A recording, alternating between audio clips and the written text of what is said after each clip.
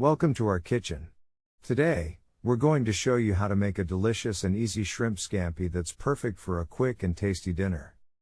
Made with succulent shrimp, garlic, butter, and white wine, this dish is full of flavor and ready in just minutes.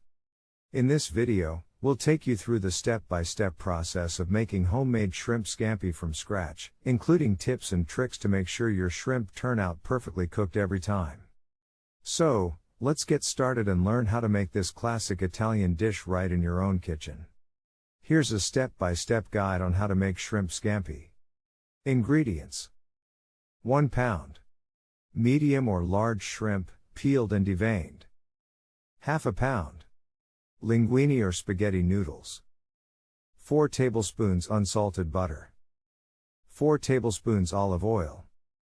4 cloves garlic, minced. Half teaspoon red pepper flakes, optional. Half cup dry white wine. Juice of 1 lemon. Salt and black pepper, to taste. Chopped fresh parsley, for garnish. Instructions. Cook the linguine or spaghetti noodles according to package instructions until al dente. Drain and set aside. In a large skillet, heat the butter and olive oil over medium-high heat until the butter is melted and foaming. Add the minced garlic and red pepper flakes to the skillet and cook for 1 to 2 minutes, until fragrant.